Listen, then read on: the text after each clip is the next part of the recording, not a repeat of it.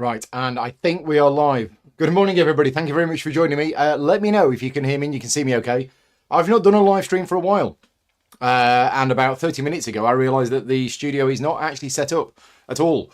None of the cameras were in the right position. The microphones were in the right position. I wasn't dressed. Thankfully, I am now dressed. Welcome to the first of a series of unboxing videos. Where's all my stuff? I go away for a week. The thing is, I'm so used to doing this on a regular basis. I get into a routine. And I go away for just a few days. And suddenly I've forgotten how to do everything. And the software wasn't working. Then YouTube wasn't working. Then my Stream Deck wasn't working. And it's like, I don't understand it. Anyway, it looks like it's working. It looks like you can hear me. It looks like you can see me. Let's crack on. We've got 8 unboxings today. I've basically, I had some other stuff planned for today, but I thought, I'll tell you what, I want to unbox these games. So I've basically taken today off work. I'm just going to bring you a series of unboxing videos. And the first one is Heat. And this is actually going to be the first of the, I think the only fake unboxing video today. Because, I'll let you into a secret, I've already unboxed this. We've already played it. All of the other 7 unboxings today that I'm doing, they are all still in shrink. But this one has actually been opened. So, Heat, Pedal to the Metal, by Days of Wonder, designed by Asger Harding, Granerud and Daniel Skjold Pedersen. There you go. Now, these 2 names are familiar to me. And I knew about this game coming a long time before it actually did, because I'm a fan of Flamme Rouge. These are the designers of Flamme Rouge, and they told me, and I saw various pictures of prototypes from Asger posted on social media, that he was working on a... You probably can't hear that, but there's a lot of work going on outside. The tree cutters have arrived this morning. No, I don't think you can hear it. That's because I've got noise reduction on. But literally right outside my studio window, there's one of these... big device things that's cutting trees. So apologies if you can hear some background noise. Anyway, yeah, so I've seen prototype images of this for a while. And because I'm a Formula One fan, I was very much looking forward to it. Sound is getting noisier. Anyway, we're going to open it up. We're going to see. This is by Days of Wonder. Now, Days of Wonder pretty much only do 1 game a year, but it's always a big release game, and they aim for the sort of family market. Some of their games have been really good. Some of them have done very, very well. For example, Ticket to Ride. Other ones have not been as successful. I suspect this one is going to be successful. So yes, this has already been unboxed. This is not how you're going to get the game. This is basically as it was, thrown back into the box after our game on, when was it? Saturday night? I think Saturday night we played this. Anyway, so here we go. We've got an insert, and let's just switch to the other camera, which I hope is working. Yes, so we got this insert. As I say, I don't know how this actually comes when you get it. It might come like this, or it might come with all of the cards in shrink wrap and you're supposed to sort them out. But this is what it looks like once you've sorted it out. Now, the first thing that was apparent to us is this is up to a 6-player game. But look, we've got little spaces here for 2 other cards. And each player has one of these gear sticks. And look, there's 2 spaces for gear sticks. So I'm guessing... there's going to be a 7 to 8 player expansion coming at some point. But yeah, let's have a look first at the boards and let's see what we've got. Because the box is quite heavy, and it's quite deep as well. You probably can't see, but yeah, it's quite deep, and that's mainly because of these boards, I think. So we've got 2 boards included in the game, which are double-sided. We played on the USA map. Oh, that is loud outside. I'm surprised you can't hear that. But I'm using this new noise reduction algorithm thing on the videos, and it must be cutting all of that out, which is good. So yeah, so we got the USA map. Now, for those of you that have played lots of other racing games, you probably think, well, there's nothing new in this. It's a track with spaces, and you move little cars around the spaces. Almost every racing game follows the same format in terms of the visual layout of it. But anyway, we have USA, we have Italia. I don't know which particular track that is in Italy, because I don't recognise that as a layout. We have France. And again, I'm not sure which one that is. Maybe these are not actually real tracks. Oh, support up to 12 players. Wow, okay. And then we have Great Britain, which doesn't look like Silverstone. So yeah, so these are not, well, they might be real tracks, I don't know. If you know, let me know. But this is not the Silverstone track layout, and that one was not Magny-Cours. And Italy was not whatever it is. Anyway, so you've got the tracks, and you've got bits of information on these tracks. I can tell you a little bit about this game because I've actually played it. But basically, you'll be moving around, you'll be playing cards, and this number here is the speed limit for that corner. So if you go across that when going higher than that, and 10 is quite high, but this corner here, for example, 3, if you go past this, moving more than 3 spaces, then you've got to take heat and spin out. We've got player boards, 1, 2, 3, 4, 5, 6 player boards. We've also got this, which I don't know what this is for. I'm going to guess solo mode, because we did not use this. I was taught by the lovely Mark Dainty on Saturday night. We played a 5-player game. You play 2 laps. We just played 1 lap, because we just wanted a taster of the game. There's some modules included in the game. This is maybe for the modules, and this is for the weather module. So, player boards. Each player board is the same. And what you've got, let me just zoom in on my player board here. You've got basically all of the different phases in around here. So it's all printed on here. Now, I wasn't sure how complex this game was going to be, bearing in mind it's Days of Wonder, who to relatively light to games, light to medium games maybe. This seemed a bit more than that. Not saying it's a heavy game, not even saying it's a medium weight game, but it felt a little bit more complex than I was expecting. Not a problem though, but yeah, there was quite a few things going on in a turn, but the general core idea of the game is that you will start off with a bunch of heat cards here, and lots of things you do in the game will move those heat cards from there into your discard pile. The heat cards will clog up your deck, but also when this runs out, something bad happens. I think that's when you spin out or something like that. So managing your heat is an important part of the game, and as you slow down, you can basically cool down and you can remove heat cards. So that's quite cool. It isn't just Flamme Rouge with cars. It's got maybe a little bit of Flamme Rouge in it, but not too much. So let's just have a look at some of the cards that we've got. These are the heat cards.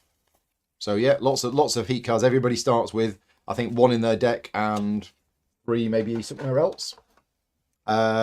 Stress cards, so you can actually push yourself. This is quite a nice idea. The core idea of the game is, let me just get one of the players' decks. This is one of the players' decks.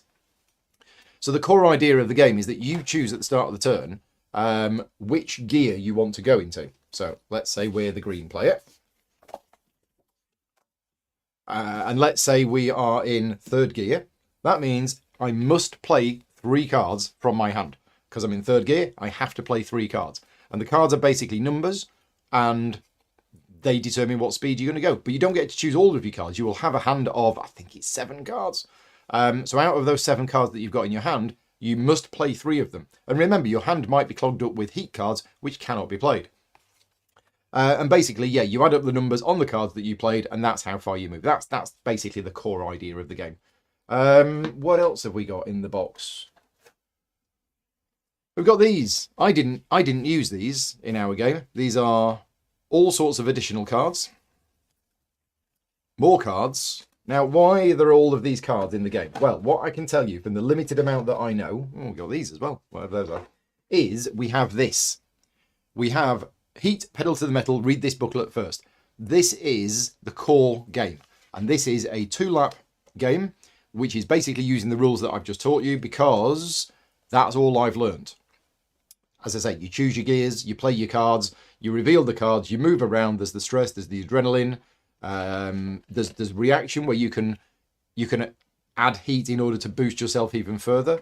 Cool down. The slipstreaming rules, very similar to Flamme Rouge, and that's it. That is the base rules of the game. And if you're playing this game with families, this is as far as you want to go.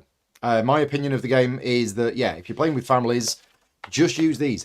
However, for people like myself, we want a bit more. We have the advanced play booklet. Now, I think this might be something new for Days of Wonder.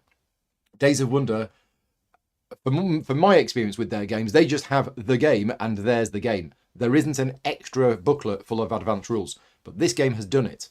And what we have is we have the garage module. Each player builds their own customized car with 3 upgrade cards, so that's quite cool. That's what all of those other cards were that you saw. We have the Legends module, which is... Legends are automated drivers that you can compete against in solo mode. Yep, there's a solo mode for the game. Or as additional opponents in multiplayer games. Because one of the problems with a lot of racing games is that they only work at the higher player counts. And if you've got maybe 2 or 3 players, racing games don't really work. Whereas with the Legends module, you can add in additional drivers to basically simulate other players in the game. So yeah, so there's some extra rules for those. We have the weather and the road conditions module. So we've got road conditions on the board. We've got different weather for different sectors and all stuff like that.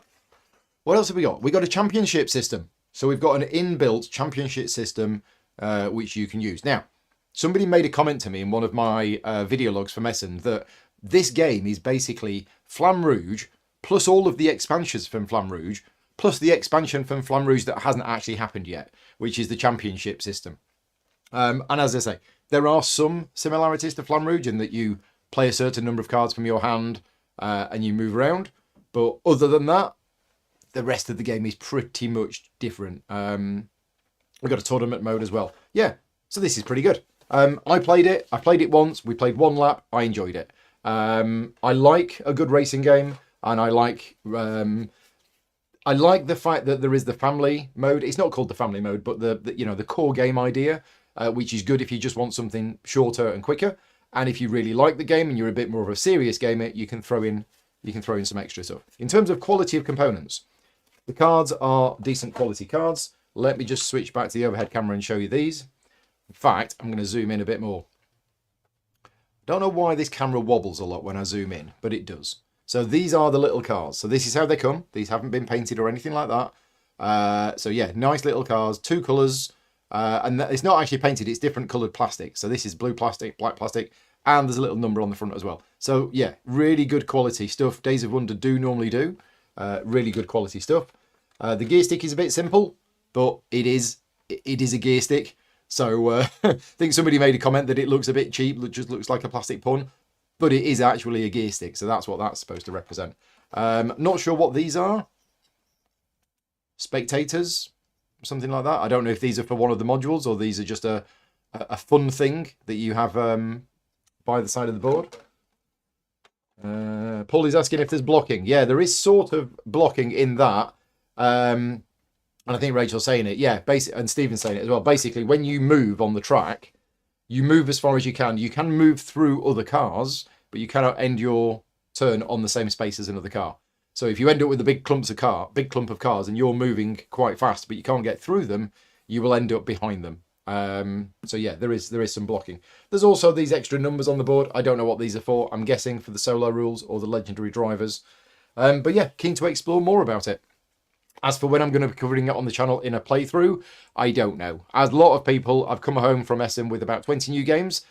It's not possible for me to cover them all. I mean, I'd like to take the next few weeks off work and just spend every day playing a new game every day. That would be the ideal situation, and maybe next year I can do that. But that's it. That's the first unboxing done. I'm going to disappear now, and I'm going to put this away, and I'm going to get ready for the next unboxing. And I'm actually going to take Seb's advice. So one of the things that I do with my unboxings is I end the unboxing with stuff all over the place. And then suddenly I've got a complete mess. One of my Patreon supporters, Seth, said, why don't you, at the end of the unboxing, carry on talking to the audience while you put the game away? Because that way, it's all away. And this is why I don't do it. Because I don't know where everything goes. And that way, I can just put the game to one side and get on with the next game. So yeah, so we're going to put this game away. Let me know if you are somebody who likes racing games, or if you've got this game, or if you're one of the people who's tried it. I am very keen to know what other people thought about the game. The word from everybody I spoke to that played this at Essen, Mark Dainty from Not Board Gaming, Luke Hector from The Broken Meeple, Mike and the crowd from Ready Steady Play, everybody I know that played it enjoyed it. I'm not saying it's the best game ever in the world, but the game seems to work well for the target audience that it's got, and it's fun and it's enjoyable. So yeah, let me know what you think about it. I will be back. The noise outside is really loud. I'll be back in 10 minutes. What am I doing next? I can't remember what I'm doing next. Is it... Well, this morning I've got Palaces, Carrara, Revive and Atiwa. I think. I'm not sure. But I'll be back in 10 minutes with another live unboxing. So thanks very much for watching. Thanks to all of my Patreon supporters that fund the channel. As I mentioned at the start, I've pretty much taken today off work in order to do all of these unboxings. And I'm only able to do that thanks to the support of the Patreon campaign. So yeah, huge thank you to all of my Patreon supporters. And if you like the content that I create, you want to support the channel and help me take a month off work next year, Patreon.com/gaming rules. Other than that, thanks very much for watching. I'll try and remember what button to press and see if it works. And I'll see some of you in 10 minutes. Bye-byes.